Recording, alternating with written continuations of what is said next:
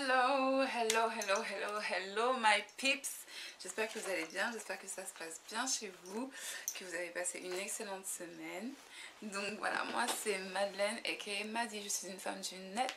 Je ne suis pas une coach, je ne suis pas une psychologue. J'ai de grands projets et j'aimerais que l'on devienne les meilleures versions de soi-même pour les réaliser ensemble. Voilà, donc en fait, aujourd'hui je vais parler du militantisme. Je vais parler de pourquoi j'ai pleinement décidé de n'appartenir à aucune organisation militante ou ce genre de choses là. Et je vais aussi parler des différents problèmes que moi j'ai pu observer en tant que personne qui s'est rapprochée de plusieurs groupes militants, et je vais aussi parler donc de mon expérience avec certains collectifs, et je vais aussi parler de pourquoi certaines causes alors qu'elles ont tout pour réussir, c'est vrai que j'ai mis beaucoup de temps à me rapprocher de certains groupes de personnes parce que j'étais consciente que là c'était plus moi Madeleine en tant que personne, c'est à dire que la moindre chose que j'allais faire allait être assimilée à Utopie en fait, parce que je suis la fondatrice d'Utopie. C'est aussi simple que ça en fait. Donc c'est vrai que ça m'a pris beaucoup de temps en fait pour me rapprocher de certains groupes, de certaines associations et ce genre de choses là. Mais fin 2017 j'ai commencé à le faire, c'est à dire que j'ai une personne que je connaissais depuis Londres, depuis 2010 je la connaissais, et jusque là j'avais jamais eu, je suis pas quelqu'un qui a des embrouilles, pas forcément avec les gens, donc je suis pas quelqu'un qui a des embrouilles avec les gens ou des disputes ou des trucs comme ça. Donc on est resté en contact et tout. Et puis je voyais qu'elle faisait beaucoup de choses, qu'elle était revenue elle aussi à Paris. Donc du coup on est rentré en contact et tout. Et un jour elle m'a invitée à un événement. Et donc j'y suis allée et puis ça va, c'était pas mal. Et du coup je me suis inscrite, mais en tant que particulière, hein, c'est-à-dire à mon nom Madeleine, et absolument pas, je n'ai absolument pas mélangé ça avec Utopie. Et donc il y a eu ensuite une autre réunion qui s'est passée, et en fait cette réunion là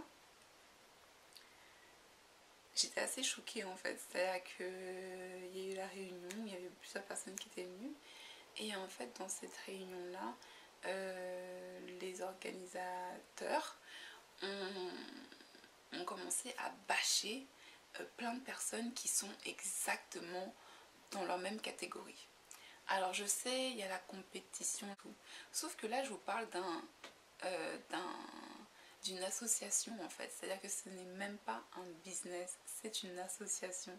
Donc déjà moi j'ai trouvé ça ultra choquant qu'une association se mette en compétition avec des business et d'autres associations. Parce qu'en fait pour moi une association c'est pas le but. C'est-à-dire que autant dans le business vous avez envie d'avoir soit des modèles qui sont différents, soit avoir la première tendance avant tout le monde, ou soit, voilà, là il y a la compétition en fait, là c'est normal, c'est de la compétition créative, c'est de la compétition au niveau du marketing, c'est de la compétition au niveau de certaines choses, mais quand c'est une association, quand vous avez d'autres valeurs, je peux vous jurer que la compétition, c'est pas forcément ce qui va vous servir en fait. Le mieux c'est d'être justement, quand vous avez des valeurs, justement il n'y a pas de compétition. Ça c'est un truc que les gens doivent comprendre. Si vous regardez les maisons de luxe et si vous regardez le fast fashion c'est la compétition, parce que c'est la reine dans le fast fashion. Dans le fast fashion c'est la reine, tout le monde vend la même chose au même prix, au même genre, donc c'est la guerre.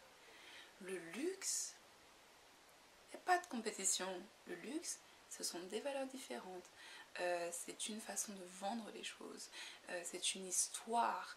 C'est du long terme. C'est un autre type de clientèle aussi qui vient. Et du coup, il y a cet esprit de compétition, mais beaucoup moins. Beaucoup, beaucoup moins. Vous voyez ce que je veux dire? La compétition ne va pas être dans les trucs genre marketing et tout. Ça va être dans la séduction. Vous voyez ce que je veux dire? Alors que le fast fashion, il n'y a pas de séduction.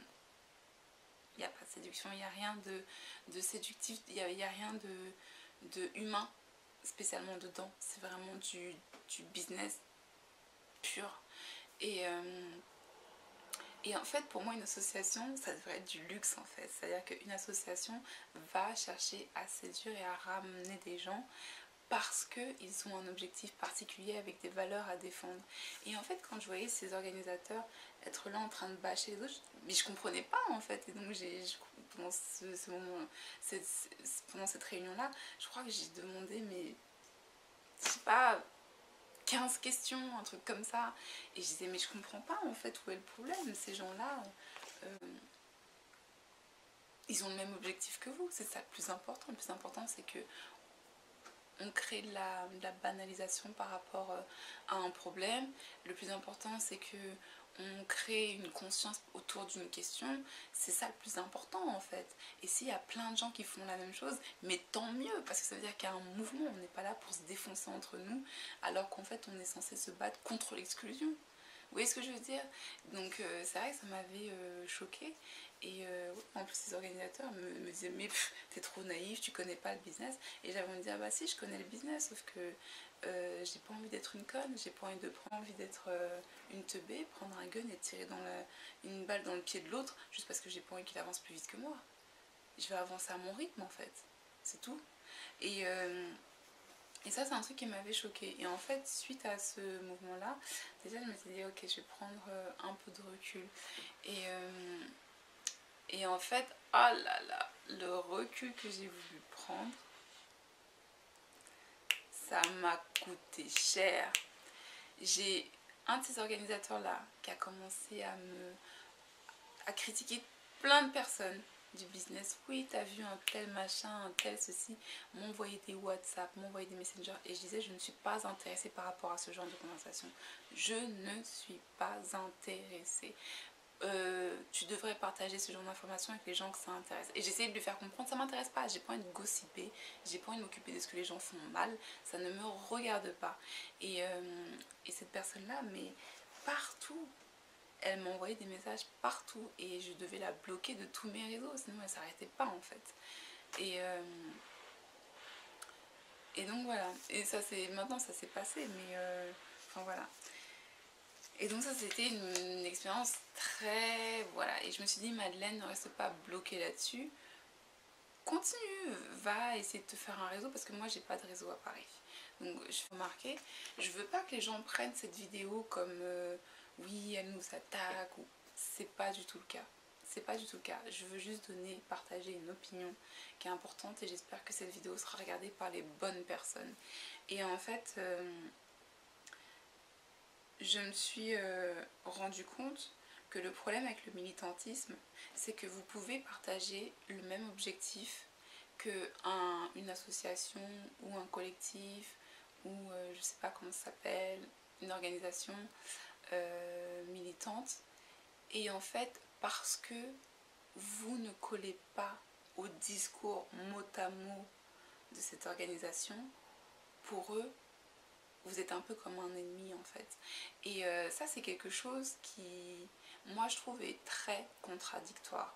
Parce qu'en fait on ne peut pas exclure des gens qui cherchent à nous aider d'une façon qui n'est peut-être pas celle que nous on utilise, mais qui est leur façon à eux de faire.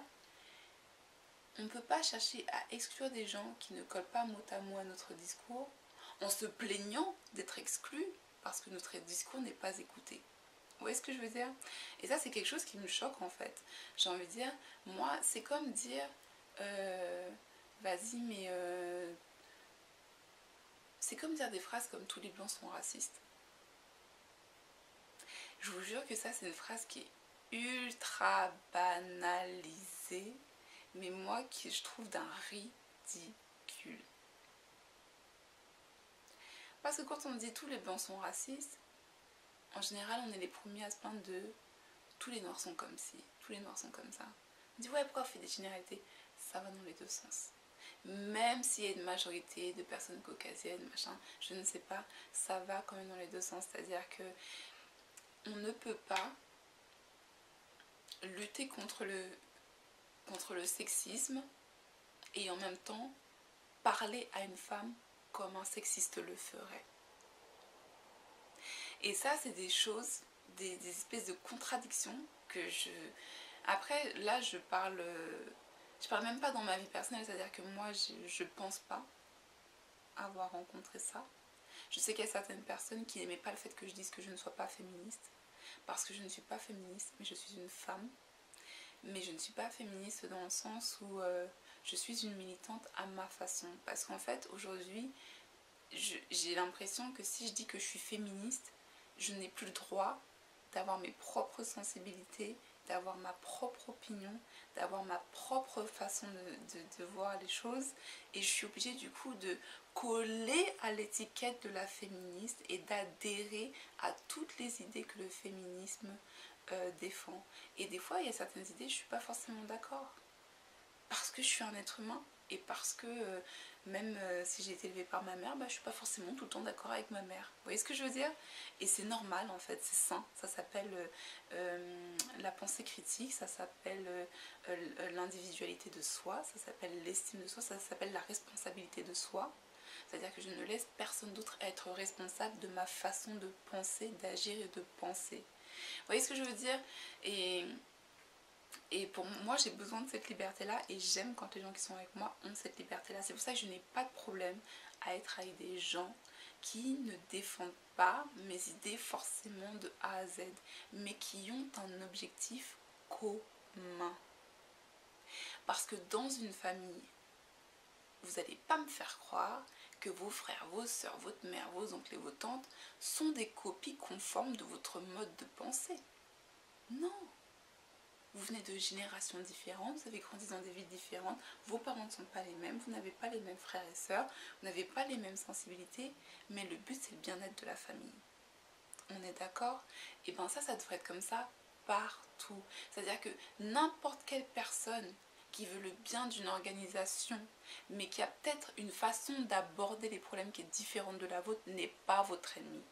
Parce que si même ces gens-là vous en faites vos ennemis, mais en fait, est-ce que vous êtes vraiment des victimes ou vous-même vous devenez des bourreaux? Les bourreaux de ce que vous vous plaignez. Est-ce que vous-même vous devenez les bourreaux alors que vous vous plaignez d'être, comment on dit, d'être censuré? Vous vous plaignez d'être censuré, d'être rejeté, de ne pas être écouté. Et des fois, en fait, dans ces collectifs-là, en fait, il y a plein d'autres personnes qui veulent aider ou qui sont d'accord mais qui sont rejetées parce qu'elles n'adhèrent pas de A à Z de la façon dont c'est attendu. Et en fait, moi, c'est un truc qui me... Et c'est pour ça que je préfère ne pas rentrer trop là-dedans, parce qu'il y a des choses sur lesquelles je suis pas forcément d'accord. Et je n'ai pas à me taire. Vous voyez ce que je veux dire? Et on ne peut pas se plaindre d'être des victimes tout en faisant d'autres personnes des victimes. Ça marche pas comme ça en fait. Et c'est pour ça qu'il y a plein de collectifs qui ont de bonnes idées, mais qui ne sont pas pris au sérieux en fait. Qui ne sont pas pris au sérieux parce que... Look, tu veux me faire la morale, mais regarde. Vous voyez ce que je veux dire? C'est tu veux me faire la morale, tu veux me dire que moi je te traite mal toi, mais t'as vu comment tu traites la personne qui vient vers toi? Non. Vous voyez ce que je veux dire? Ça marche pas en fait. Les gens ne vous prennent pas au sérieux ou ils vous écoutent, ils sont toujours en train de se... En fait, après du coup, même les bonnes revendications sont vues comme des plaintes. Parce qu'en fait, se plaindre, c'est critiquer quelque chose sans bouger pour que ça change, d'une façon ou d'une autre. Et en fait, quand il y a des bonnes revendications, souvent elles ne sont pas écoutées, elles ne sont pas prises en compte. Parce qu'on sait que vous revendiquez des choses que vous n'appliquez même pas entre vous. C'est ça en fait. Et ça c'est... ouais, c'est que... Mais la vérité, c'est que ça c'est des gros problèmes d'identité, c'est des gros problèmes de jalousie. Et moi j'ai pas fait de formation de psychologue. Donc je n'ai pas à vouloir soigner les gens et leurs petites crise identitaire qui font qu'ils ont besoin de mettre quelqu'un de côté. Pourquoi? Parce que quoi? Comment ça? T'as des origines étrangères et t'as plus de talent que moi, mais c'est pas possible, tu peux pas réussir dans mon pays alors que moi je ne réussis pas. Il y a plein de gens qui sont comme ça. Et en fait, on a tendance à mettre ça sous le tapis du racisme. Voilà, alors qu'en fait, une personne complexée, c'est une personne complexée en fait. Vous voyez ce que je veux dire? Et il n'y a pas de couleur pour le complexe en fait. C'est-à-dire que ce qu'on peut reprocher, je vais rentrer dans les prismes à deux balles, ce qu'on peut reprocher aux blancs de faire, bah en fait des fois il suffit que la personne soit noire et fasse exactement la même chose. Vous voyez ce que je veux dire? Donc en fait ça c'est pas une question de couleur de peau pour moi. J'arrête pas ça à la couleur de peau. Vous voyez ce que je veux dire?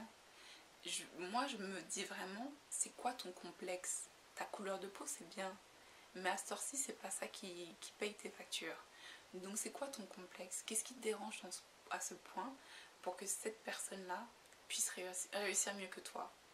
Parce que la vérité c'est que oui, quand vous allez rentrer dans une société qui a une majorité de personnes caucasiennes, vous pouvez dire que c'est du racisme, mais quand vous rentrez dans une société et que la majorité des personnes ne sont pas caucasiennes, mais que vous faites face aux mêmes difficultés, c'est quoi?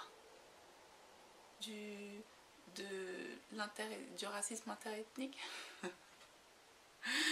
C'est quoi? Non, c'est des problèmes de personnalité, c'est des problèmes de confiance en soi, d'estime de soi, de jalousie, de tout ce que vous voulez en fait. Et voilà, c'est pour ça que moi, il y a des mots que je n'utilise pas forcément, c'est le racisme. Parce que le racisme, c'est la superficialité même du problème de fond en fait. Et voilà, c'est vouloir parler d'un problème sans vraiment travailler dessus, parce qu'en fait si on doit commencer à vraiment travailler sur quelle est l'origine du racisme, bah en fait on est obligé de travailler sur nous, et il y a très peu de gens qui ont envie de travailler sur eux, mais qui veulent que les autres travaillent sur eux. Donc et ben c'est la même chose en fait. Et donc du coup, au lieu de vouloir parler du vrai problème de fond, les gens adorent parler de la surface. Et donc j'ai l'impression que moi la surface c'est le racisme. Donc on reste dans le prisme noir contre blanc, blanc contre noir, machin. Alors qu'en fait, le fond du problème, on le sait, c'est pas la couleur de peau. Parce qu'il suffit que vous allez dans un autre milieu et que ce ne soit même plus une question de couleur de peau pour se rendre compte que c'est une question de personnalité. Et tant qu'il y a des organisations, qu'il y a des gens, qu'il y a des activistes qui ne veulent pas parler du problème de fond, qui va vous écouter quand vous allez parler du racisme? Parce qu'on le sait. On le sait que vous pouvez être dans un environnement qui est 100% de la même ethnie, de la même origine, et vous allez vous taper sur la gueule. Donc est-ce que le problème, c'est vraiment la couleur de peau ou c'est autre chose? Voilà, donc en fait cette vidéo c'est vraiment une vidéo ultra spontanée. J'espère qu'elle servira à beaucoup de personnes, j'espère qu'elle sera regardée au fil du temps. Et en fait je voulais vraiment souligner le fait que la chose la plus importante c'est d'avoir le même objectif. Ce n'est pas la façon de faire des gens, parce que la façon de faire des gens ne vous regarde pas. On n'a pas la même histoire, c'est-à-dire qu'il y a beaucoup de gens qui vont parler du racisme, moi j'en parle très peu, et pourtant on n'a pas vécu le même racisme. Pas du tout même. Et c'est-à-dire qu'il y a même beaucoup de gens qui vont plus parler du racisme que moi, mais qui l'ont moins vécu que moi. Vous voyez ce que je veux dire? C'est-à-dire qu'il y a vraiment des trucs comme ça où je me dis mais pourquoi les... Vous voyez ce que je veux dire? Donc en fait le plus important ce n'est pas la façon de faire des gens, c'est l'objectif. Quel est l'objectif à atteindre? Est-ce que cet objectif-là est commun? Est-ce qu'il peut bénéficier à beaucoup de gens ou pas? Parce que si ce que vous n'aimez pas chez quelqu'un, c'est sa façon de faire les choses, mais que vous rendez compte qu'en fait l'objectif c'est le même que le vôtre, j'ai envie de dire il y a un problème au niveau de votre militantisme en fait. C'est-à-dire que vous militez même pas pour un objectif, vous militez pour vos pensées personnelles en fait.